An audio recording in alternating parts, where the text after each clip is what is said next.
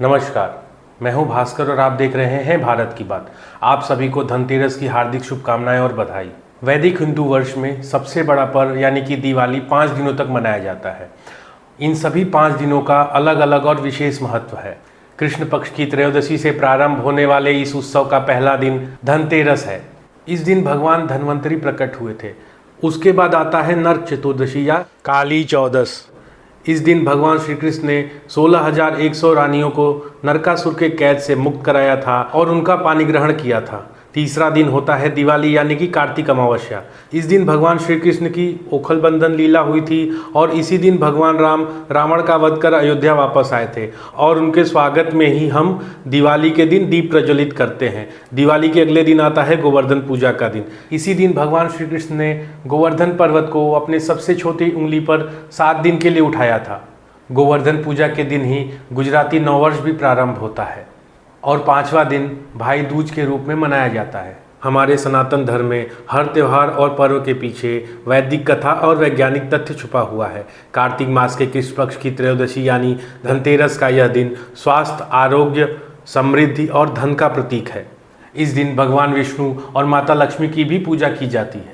कार्तिक मास के कृष्ण पक्ष की त्रयोदशी तिथि को समुद्र मंथन के बाद सबसे अंत में आज ही के दिन भगवान धन्वंतरी एक हाथ में अमृत कलश और दूसरे हाथ में आयुर्वेद का ज्ञान लेकर प्रकट हुए थे। इसलिए इस तिथि को धनतेरस या धन त्रयोदशी कहा जाता है। भारत सरकार ने धनतेरस को राष्ट्रीय आयुर्वेद दिवस के रूप में मनाने का निर्णय लिया है, क्योंकि भगवान धन्वंतरी आयुर्वेद के आराध्य देव हैं और उनसे ही आयुर्वेद चिकित्सा का प्रादुर्भाव हुआ।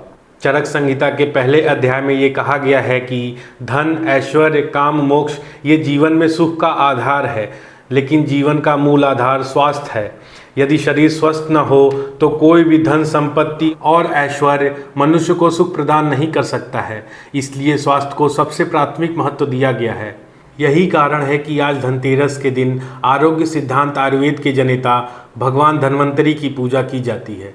भगवान धन्वंतरी कलश लेकर प्रकट हुए थे, इसलिए ही इस अवसर पर बर्तन खरीदने की परंपरा है। धनतेरस के दिन चांदी खरीदने की भी प्रथा है। इसके पीछे का कारण यह है कि यह चंद्रमा का प्रतीक है जो शीतलता प्रदान करते हैं और मन में संतोष रूपी धन का वास होता है। जिसके पास संतोष है वह स्वस्थ है, सुखी है और वही सबसे अधिक धनवान है। और आज के दिन हम भगवान धन्वंतरी से संतोष रूपी धन की कामना करते हैं। धनतेरस के संदर्भ में एक लोक कथा भी प्रचलित है कि एक बार यमराज ने यमदूतों से पूछा कि प्राणियों को मृत्यु की गोद में सुलाते समय तुम्हारे मन में कभी दया का भाव नहीं आता क्या?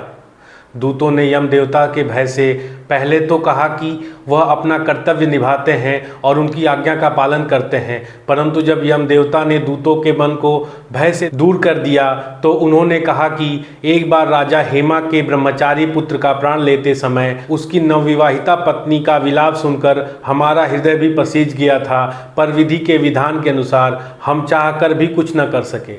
एक दूत ने बातों ही बातों में यह यमराज से प्रश्न किया कि अकाल मृत्यु से बचने का कोई उपाय है क्या? इस प्रश्न का उत्तर देते हुए यम देवता ने कहा कि जो प्राणी धनतेरस की संध्या को यम के नाम पर दक्षिण दिशा में दिया जलाकर रखता है उसकी अकाल मृत्यु नहीं होती है। इस मान्यता के अनुसार लोग धनतेरस के दिन अपने घर के बाहर दक्षिण दिशा में यम देवता के नाम पर दीप जलाकर रखते हैं। इस अवसर पर लोग धनिये का बीज भी खरीदते हैं और दिवाली के बाद अपने खेत और बागीचे में बोते हैं। अगर खेत या बागीचे में बोना संभव ना हो तो आप अपने घर के अंदर गमले में भी इसे उगा सकते हैं। ऐसी मान्यता है कि जैसे जैसे धनिया का पौधा निकलता है और बड़ा होता है वैसे वैसे ही आपके धन की भी वृद्धि होती है। आज के दिन बहुत से लोग सोना और सोने के आभूषण भी खरीदते हैं, लेकिन आज के दिन बर्तन खरीदने का और मुख्य रूप से जल का पात्र खरीदने का अधिक महत्व है। और ऐसा बोला जाता है कि हम जितना धन व्यय करते हैं उसका 13 गुना बढ़ जाता है। आज के दिन झाड़ू खरीदने का भी महत्व है। दिवाली के दिन इस पर हल्दी और कुमकुम लगाएं और उसके पश्चात इसे दिवाली के अगले दिन से प्रयोग में लाया जा सकता है। ऐसी मान्यता है कि आज के दिन झाड़ू खरीदकर दिवाली के दिन उसकी पूजा करने से घर में लक्ष्मी जी का वास होता है। लोग आज ही के दिन ही दिवाली की रात माता लक्ष्मी और भगवान गणेश की पूजा के लिए मूर्ति भी खरीदते हैं। भगवान धन्वंतरी आपको अच्छे स्वास्थ्य और सेहत का धन प्रदान करे। मेरे वीडियो को लाइक करिए, शेयर करिए, चैनल को सब्सक्राइब करिए। नमस्कार, जय हिंद, भारत माता की जय।